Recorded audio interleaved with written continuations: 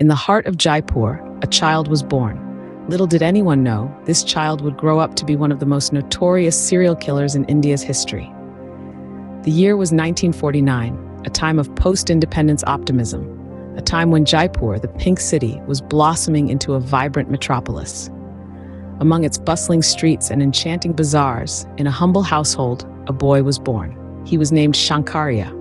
Shankariya was an ordinary child, born into an ordinary family. His father was a laborer, his mother a homemaker. They lived in a modest home, nestled among the narrow, winding lanes of the city. Life was simple, yet tough. His parents worked tirelessly to provide for their brood, unaware of the darkness that lurked within their son. As Shankariya grew, so did the signs of abnormality. His childhood was not filled with the usual games and laughter. Instead, he was often seen alone, lost in his own world. His parents, too busy with their daily struggles, dismissed these signs as mere childhood idiosyncrasies. But the neighborhood children, they knew better. They whispered tales of Shankariya's cruelty towards animals, of his sadistic pleasure in their pain. In school, Shankariya was an outcast. His teachers noted his lack of interest in studies, his inability to connect with his peers. He was known to be a troublemaker, often involved in fights. But these were not just childhood scuffles. There was an alarming intensity in his violence, a chilling coldness in his eyes. The community was concerned, but their fears were often brushed aside. After all, he was just a child. A troublesome child maybe, but just a child nonetheless. They couldn't have been more wrong. As Shankariya grew older, these signs of violence were not mere childhood miscreants, but the beginnings of a horrifying journey. A journey that would lead him down a path of unimaginable terror. A path that would earn him infamy as one of the most notorious serial killers in the annals of Indian crime history. At the tender age of 25, Shankariya embarked on a gruesome killing spree, taking the lives of 70 innocent people. In the shadowy corners of Jaipur, a nightmare was beginning to unfold. It was as if a monstrous creature had been let loose, a creature that only sought to kill. Shankariya, a name that would soon be whispered in every household with a shudder, had begun his reign of terror. His modus operandi was chillingly simple. With a hammer in hand, he would prey on the most vulnerable, those who were alone, unguarded, and least expecting an attack. His victims varied from the very young to the very old, their lives brutally snuffed out before they even had a chance to scream. The city of Jaipur, once known for its vibrant colors and rich heritage, was now held hostage by fear. Streets that were once filled with laughter and chatter were now eerily silent, with people scurrying home as soon as the sun began to set. Every rustle in the darkness, every unfamiliar face was seen as a potential threat. The fear was palpable, the anxiety contagious. The victims were ordinary people, leading ordinary lives. A grocer, a rickshaw puller, a housewife, a schoolgirl, they had nothing in common, nothing that could explain why they were targeted.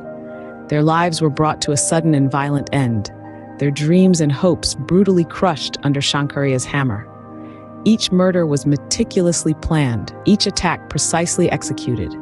There was no remorse, no guilt, no second thoughts. Shankariya was not just a killer, he was a predator, a hunter who reveled in the fear he instilled and the chaos he created.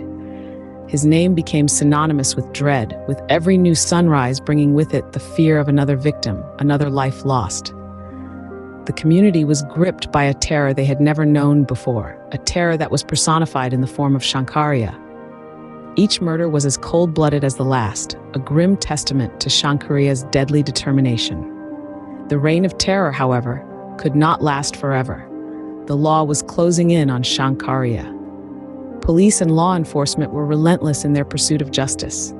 They knew they were dealing with a cold-blooded killer, and they were determined to bring him to justice.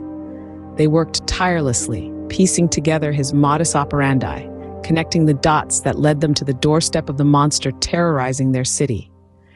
Shankariya was cunning, but he was not infallible. He left behind clues, breadcrumbs that police were quick to pick up on. His victims, all women, were found in similar circumstances, their bodies bearing the signature of a monstrous man's cruel hand. There was a pattern, and the police were quick to notice. It was a game of cat and mouse, with Shankariya always one step ahead, until he wasn't. A break in the case came when a survivor, a woman who had narrowly escaped the clutches of death, came forward. She provided crucial information that would lead to his capture. The woman, who we'll call Survivor X to protect her identity, described her attacker, providing a sketch that eerily resembled Shankariya. She remembered the fear in his eyes, the cruelty in his voice, the coldness of his touch. It was a description that matched the monster they were hunting. The police acted swiftly. Using the information provided by Survivor X, they were able to pinpoint Shankariya's location. The net was closing in, and the predator was about to become the prey. The day of his capture, Shankariya was found in a dingy corner of the city, hiding like a rat in a hole. He didn't put up a fight. He knew he was cornered. He knew his reign of terror was over. With Shankariya's capture, the city breathed a sigh of relief, but the nightmare was far from over. Shankariya's trial was a spectacle, a chilling recount of his heinous acts that shook the courtroom. The proceedings began with the prosecution laying out a meticulous timeline of his crimes. The evidence against Shankariya was overwhelming, from the various tools he used in his murders to the haunting testimonies of the few who narrowly escaped his clutches.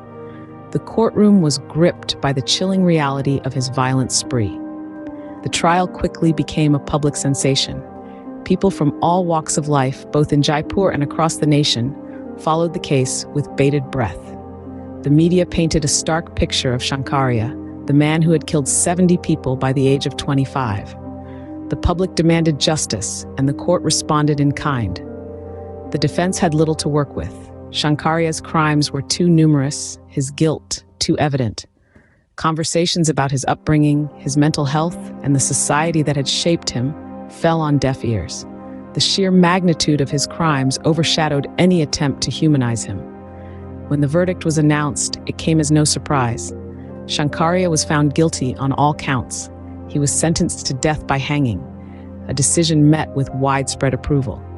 The judge's gavel sounded like a death knell, echoing the collective sigh of relief from a nation eager to see justice served. The days leading to his execution were tense. The gallows awaited Shankariya, a grim reminder of the fate he had sealed for himself. His name became synonymous with the worst of humanity, a symbol of the darkness that lurks within our society. Finally, the day arrived. Shankariya was led to the gallows, his steps echoing in the silence of the early morning.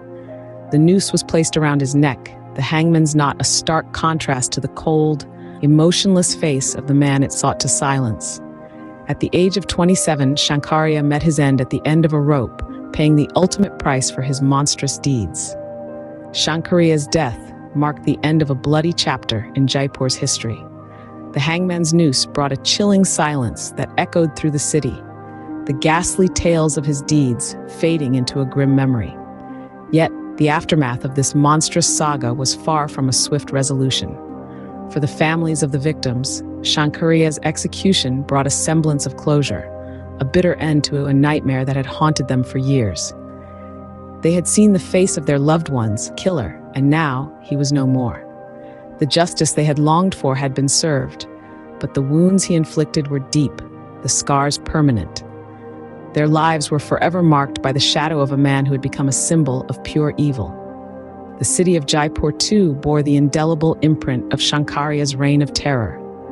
An undercurrent of fear had been replaced with a collective sigh of relief, but the echoes of his heinous acts lingered, casting a long shadow over the city's streets. The community, once shaken to its core, began to slowly heal, but the memory of the horror remained, a chilling reminder of the darkness that had once walked among them. The case of Shankariya taught us many lessons.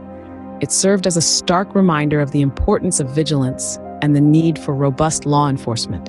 It underscored the devastating consequences of neglecting mental health, of ignoring the signs that often precede such violent outbursts. It highlighted the resilience of a community that refused to be defined by the actions of one man, that chose to rise from the ashes of tragedy. And so, as the sun sets on this gruesome tale, we are left with a chilling legacy. Shankariya's story serves as a grim reminder of the darkness that can lurk in the human heart, a tale that Jaipur and India will never forget.